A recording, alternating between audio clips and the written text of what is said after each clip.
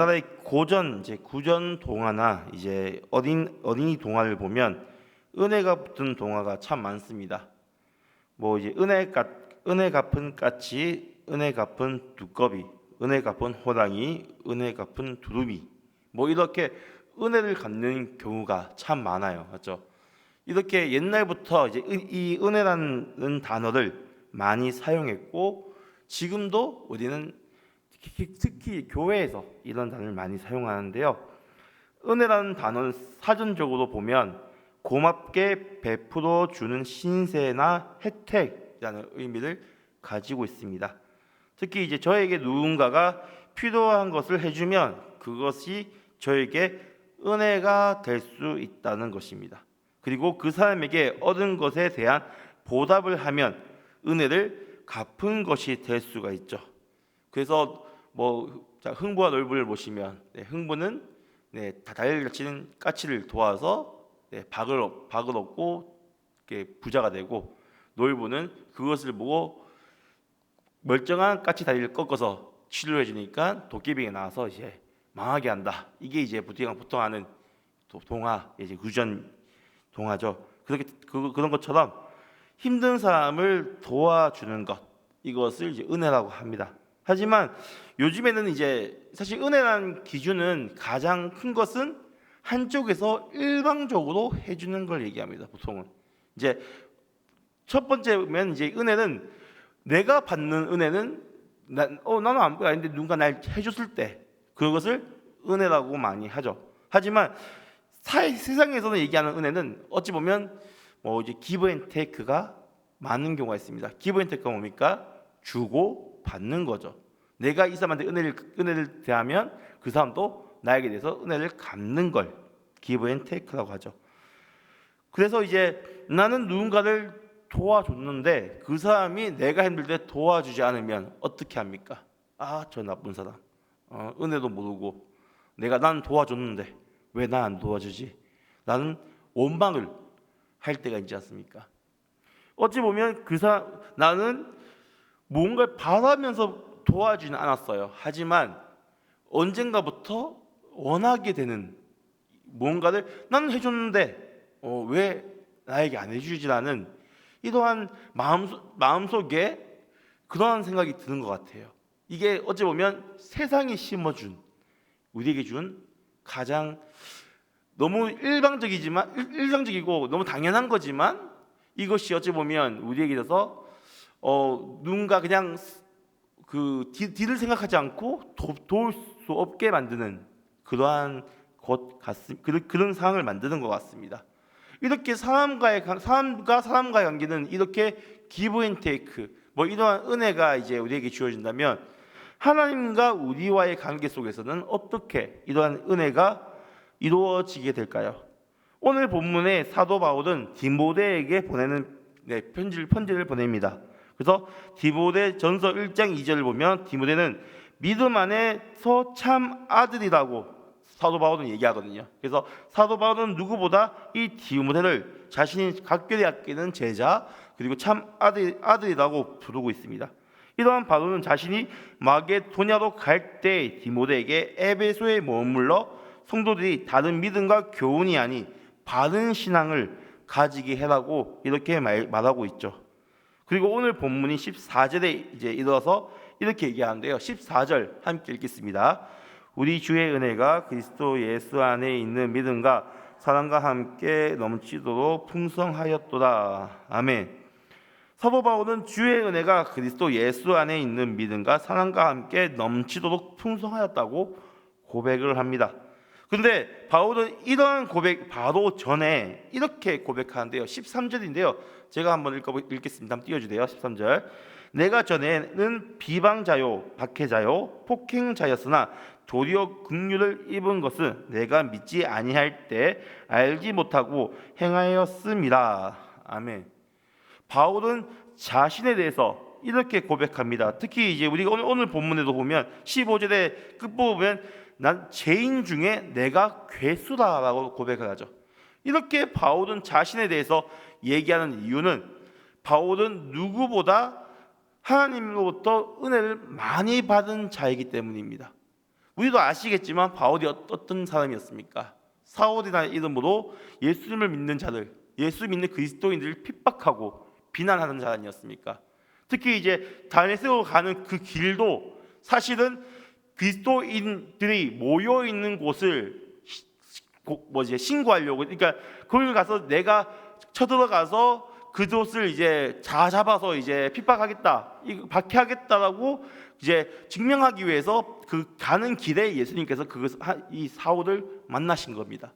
그만큼 누구보다 열심을 다해서 그리스도인들을 핍박하고 박해하던 자였습니다. 그렇기 때문에 처음으로 예수님께 돌아왔을 때 많은 사도들과 신자들은 바울을 어떻게 했죠? 피했죠. 네, 가까이 하지 않으려고 했습니다. 왜냐하면 혹시라도 저자가 거짓말로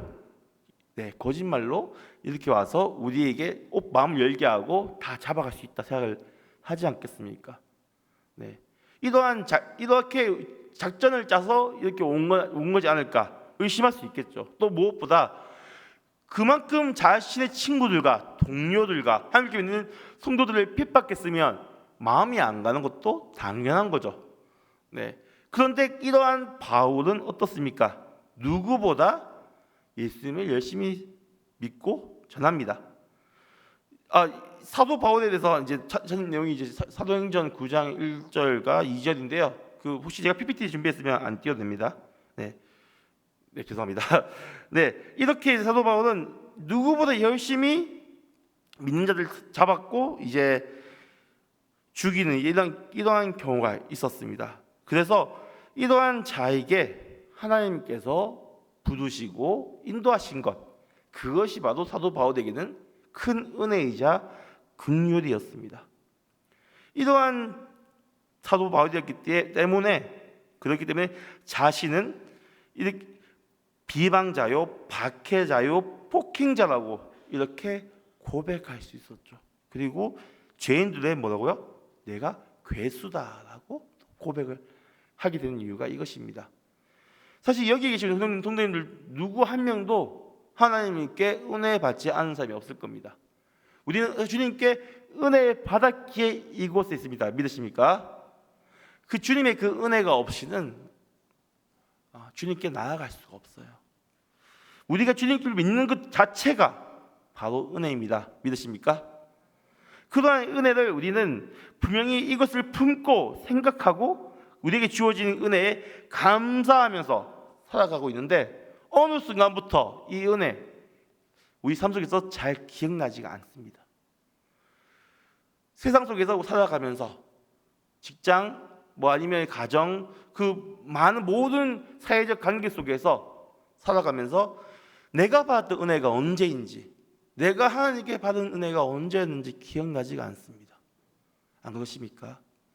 많은 청년들이 그리고 많은 젊은 청년들이 힘들게 요즘 살아간다고 하죠. 그 중에서도 많은 크리스찬들이 있습니다. 크리스찬들도 어떻게든 열심히 그 속에서 믿음 생활을 하면서 살아가려고 합니다. 하지만 사회적인 기준에 계속해서 신앙이 흔들리고 믿음이 흔들리기 시작합니다.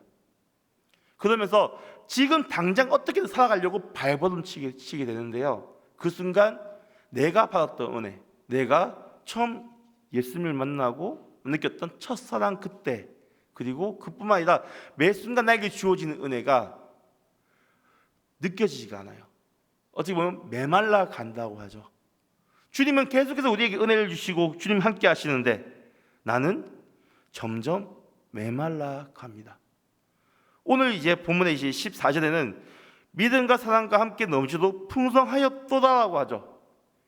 이러한 사랑과 함께 믿음이 풍성해야 되는데, 은혜가 풍성해야 되는데 우리의 삶 속에 혹시 주님의 은혜가 풍성하십니까? 우리가 한번 이러한 믿음을 한번 되돌아봐야 됩니다. 주님의 은혜는 이 시간에도 계속해서 우리에게 주어지고 있습니다. 옛날에 전에 한번 말씀드렸지만 옛날에 에어컨이 어디 있었습니까?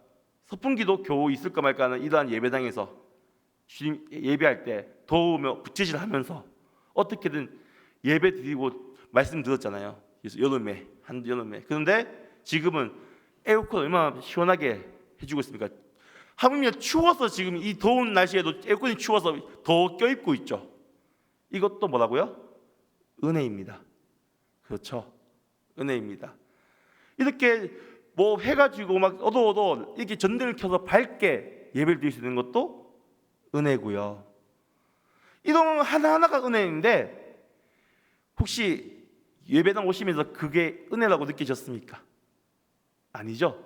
이제는 당연하다라고 되는 거죠. 네. 어찌 보면 우리 삶 속에서 은혜가 아닌 것이 없습니다. 아침에 눈 뜰 때부터 여기 오기까지, 그리고 밥 먹는 것도 그렇고요. 모든 순간순간이 주님의 은혜인데, 네. 어떤 이제 권사님이 얘기하시더라고요. 신발을 짝짝이도 안 신고 다니는 것도 주님의 은혜라고. 네. 아침에 일어나서 신발 신는데 한순간 깜빡해서 이제 한쪽은 실내발 신고 한쪽은 운동화 신고 막 급하게 교회 온다고 보면 짝짝이도 있다고 하면서 그렇게 하시더라고요. 되게 정신없게 뭐 하셨다는데, 오늘은 신발을 똑바로 신고 왔다면서 그것도 은혜라고 고백하는 걸 제가 들었던 것 같습니다. 그것처럼 아주 사소한 거 있지 않습니까? 우리에게 주어진 사소한 것, 그것이 은혜인 거죠. 사도 바울은 자신에게 주어지는 이 은혜가 너무나도 풍성하고 감사해서, 그래서 자신의 목숨을 내놓도록 주님을 섬기기 시작합니다. 너무나도 기쁘고 또 이것을 왜 모르는지 마음이 아파서 편지를 하고요. 그리고 교회들에게 말하고 있습니다. 그 주님의 사랑을, 주님의 은혜를 나누고 있죠. 특히 이 디모데에게 자신이 너무 사랑하는 제자, 그리고 아들이라 불리도 사랑하는 이 디모데에게 편지를 하면서 이러한 하나님의 은혜를 나누고 있고 이 풍성함을 나누고 있습니다. 우리가 이러한 은혜의 풍성함을 누려야 됩니다. 이러한 은혜가 풍성하시길 간절히 바라겠습니다. 주님의 은혜가 넘치도록 풍성하시길 간절히 바랍니다. 제가 좋아하는 기독교 작가인 필립 얀시라는 작가가 있습니다. 이 작가가 적은 이제 놀라운 하나님의 은혜라는 책이 있는데요. 거기에 있는 이제 한 문구인데 필립 얀시가 은혜를 이렇게 얘기합니다. 한번 띄워주세요. 은혜란 하나님의 사랑을 더 받기 위해 할 수 있는 일이 아무것도 없다는 뜻이다 라고 되어 있습니다. 그래서 띄워놔주세요. 말이 좀 이상하죠. 은혜란 뭐라고요? 하나님의 사랑을 더 받기 위해 할 수 있는 일이 아무것도 없다. 무슨 뜻일까요? 근데 이해하시는 분들 있으시죠? 네.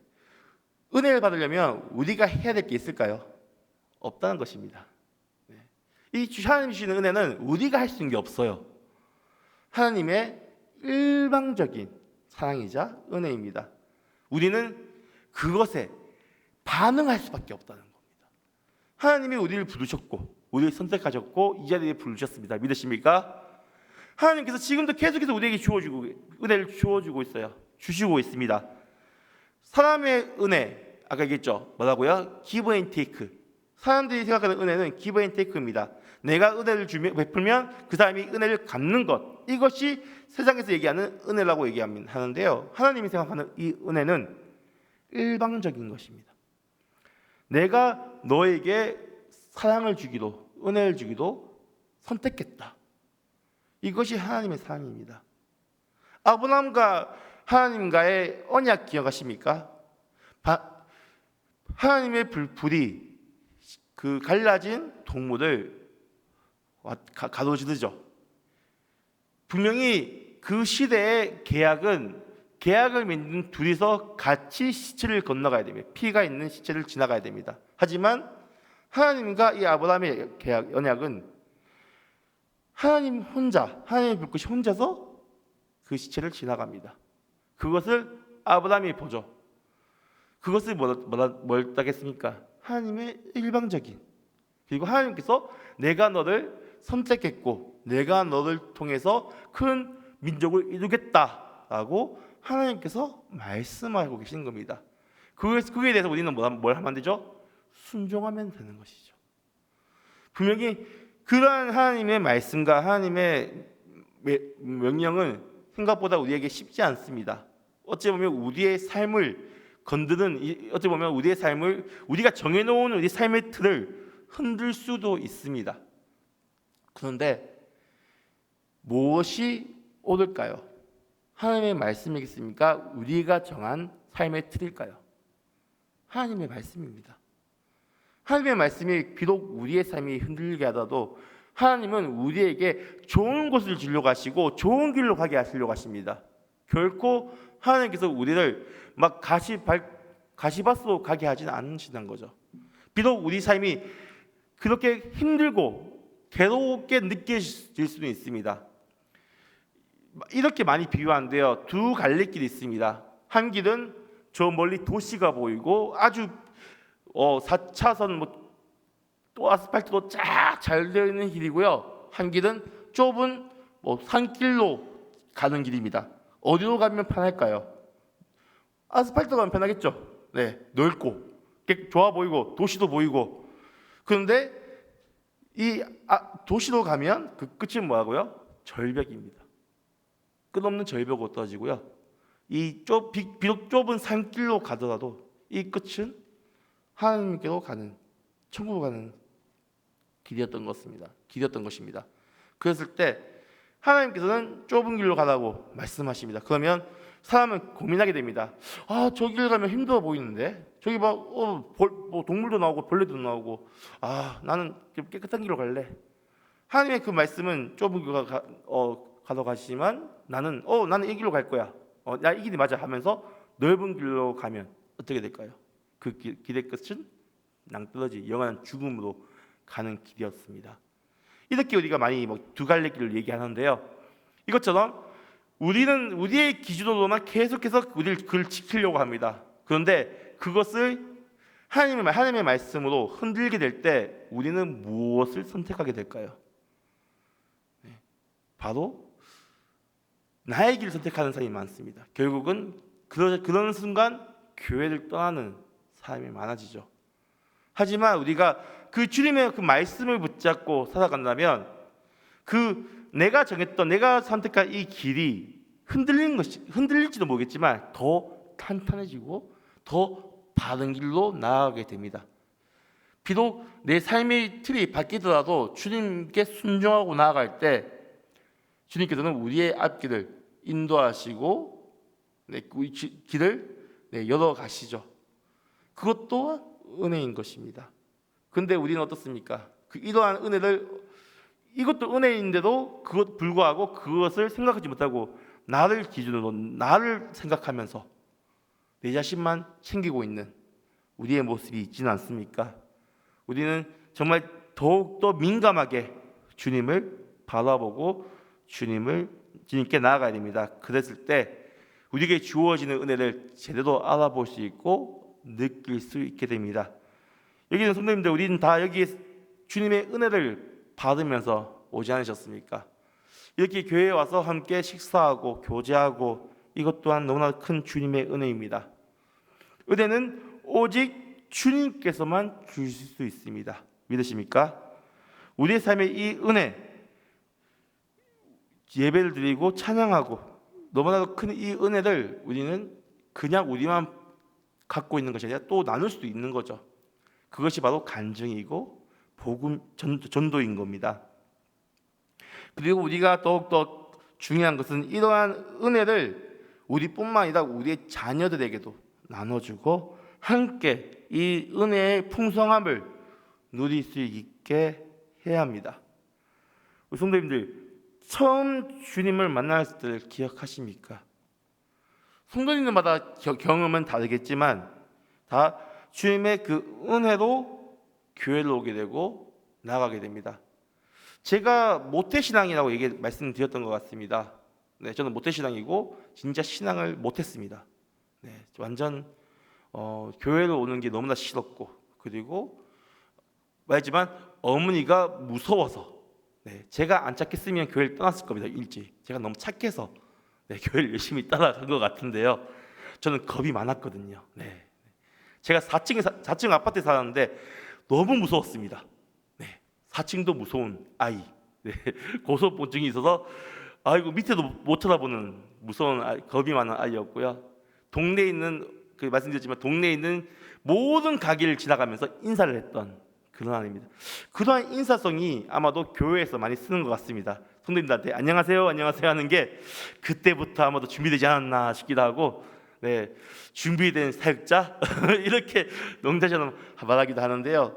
그때 그냥 그게 재밌었습니다. 그게 재밌었고, 네, 처음에는 그게 교회에 와서도, 네, 주보를 그때부터 제가 초등학교 때부터 주보를 제가 전해줬거든요. 성도님들한테 인사하기 재밌어서 저 한 50m 앞에 보이는 성도님을 뛰어가서 주고 옵니다. 왜 그랬을까요? 맞죠? 어차피 오는데 가만히 있으면 오시는 것을 너무 반갑다고 뛰어가서 인사하고 주고 와서 또 오면 또 인사합니다. 네, 그냥 인사가 즐겁고 그냥 그런 게 즐거운 거예요. 그리고 이제 교회 와서 그런 걸 하고 난 뒤에 딱 그게 안내가 끝나면 찾아오는 허무감이 있습니다. 오전 예배, 네, 못 견뎌요. 지겨워서. 그리고 유초등부 예배 끝나고 이제 그 다음부터는 이제 오전 예배 하니까 오후 예배 못 견딥니다. 그래서 혼자 계속 놀았어요. 네, 오후 5시까지 교회에서.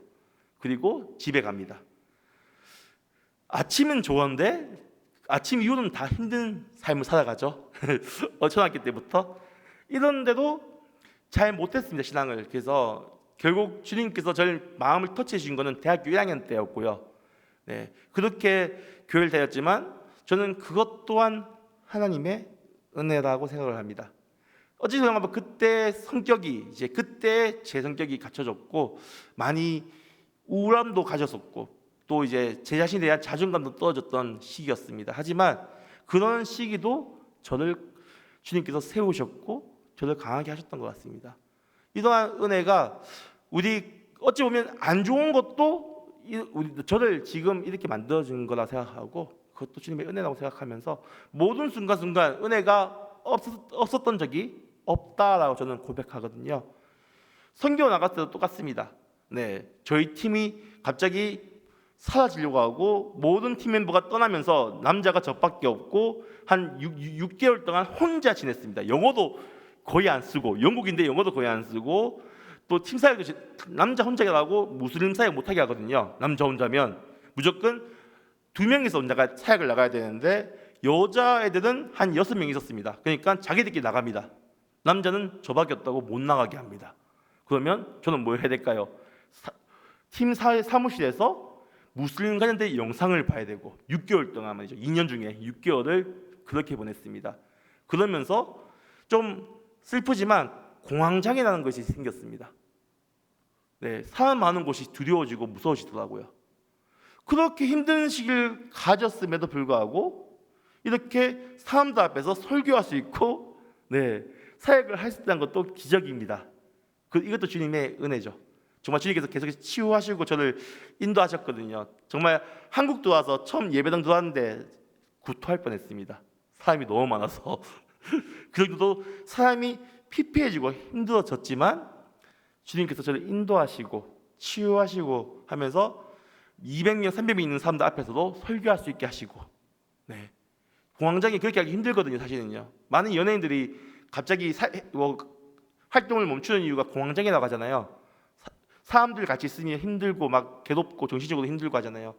이런 것들을 이길 수 있게 하는 분 누구라고요? 하나님입니다. 하나님밖에 없습니다. 제가 경험을 했습니다. 그리고 주님께서 인도하신다는 것, 이것 또한 하나님의 은혜입니다.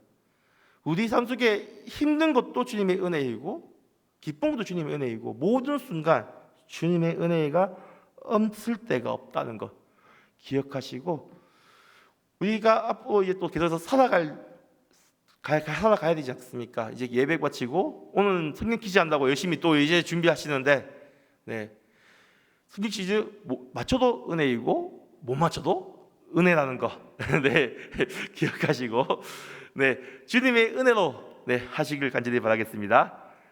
이 또한 은혜이고 또 나가서 각자 일을 할 때 그리고 이제 가정에서, 네, 그리고 모든 순간순간 힘들거나 기쁘거나 모든 우리의 삶 속에서 주님의 은혜를 누리시길 간절히 바라겠습니다. 그리고 주님의 은혜를 나누십시오.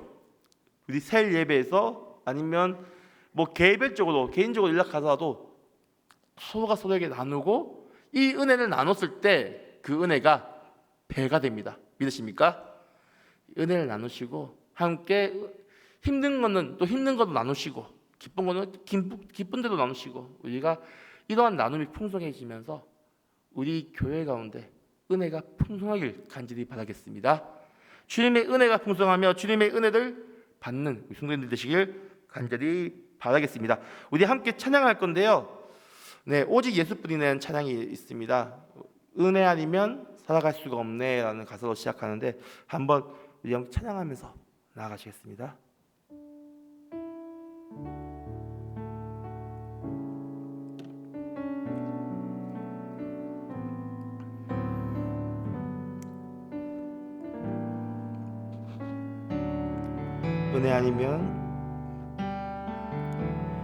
은혜 아니면 살아갈 수가 없네.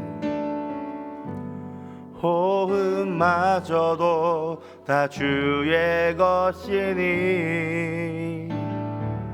세상 평안과 위로 내게 없어도 예수 오직 예수뿐이네. 처음부터 하겠습니다. 은혜 아니면 살아갈 수가 없네. 호흡마저도 다 주의 것이니 세상 평안과 위로 내게 없어도 예수 오직 예수뿐이네. 그 신계획 다 볼 수도 없고 작은 고난에 지쳐도 주께 묶인 나의 모든 삶 버티고 견디게 하시네.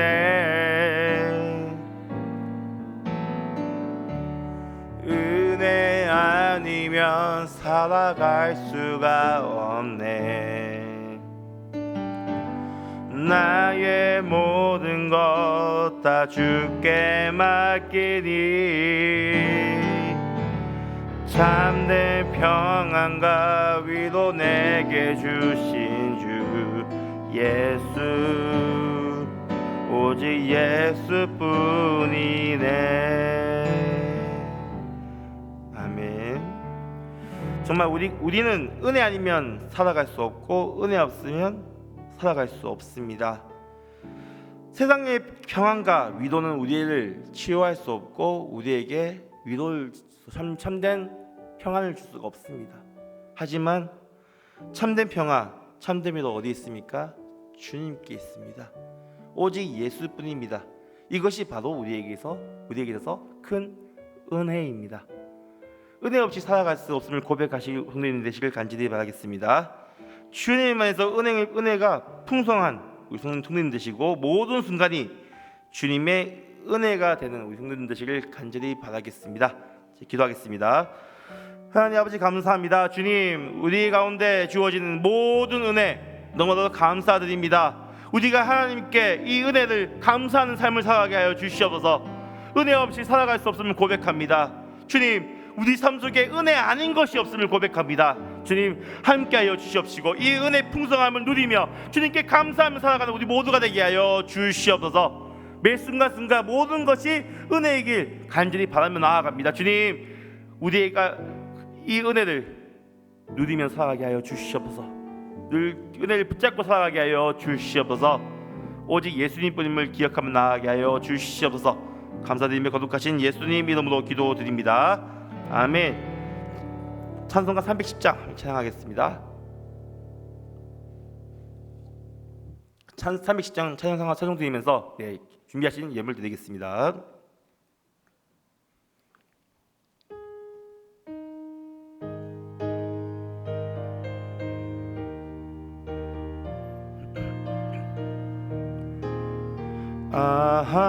하나님의 은혜로 있을 데 없는 자 왜 구속하여 주는지 난 알 수 없도다.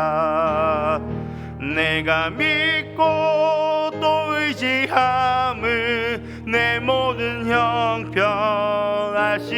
주님 늘 보호해 주실 것을 나는 확실히 아네. 왜 내게 굳센 믿음과 또 복음 주셔서 내 마음이 항상 편한지 난 알 수 없도다. 내가 믿고 또 의지함은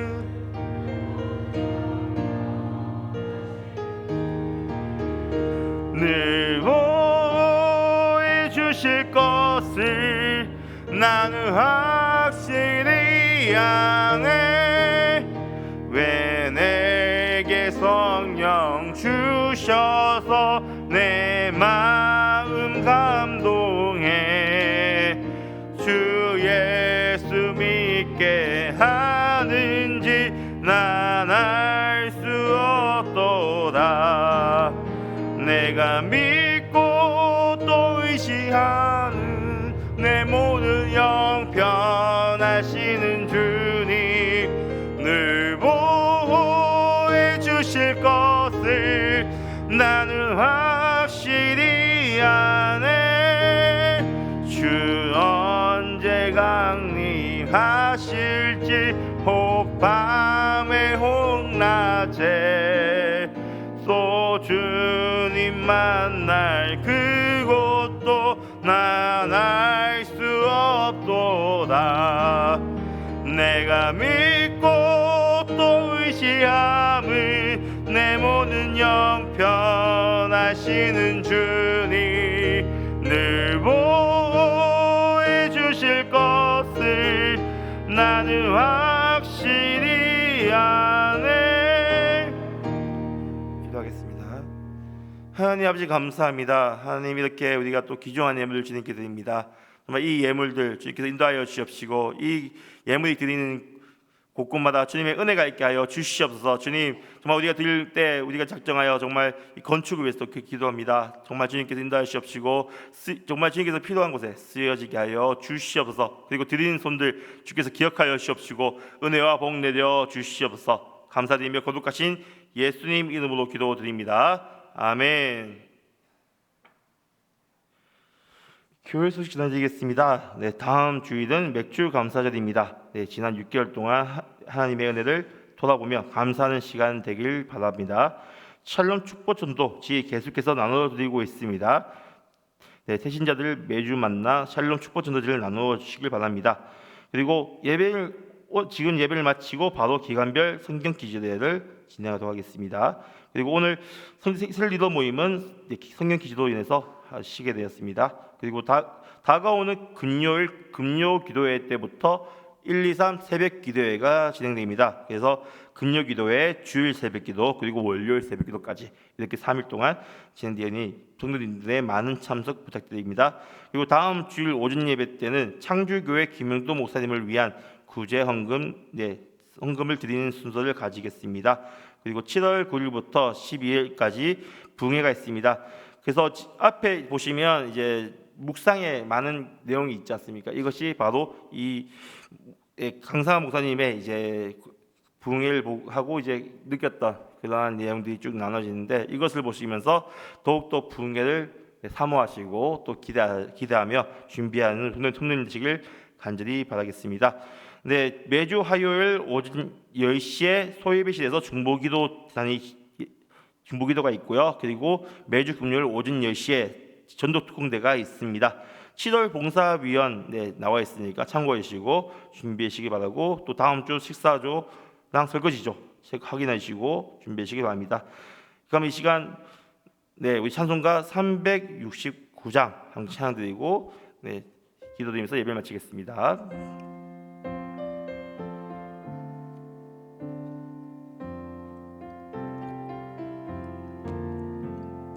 죄짐 맡은 우리 구주 어찌 좋은 친구인지 걱정 근심 무거운지 우리 주께 맡기세.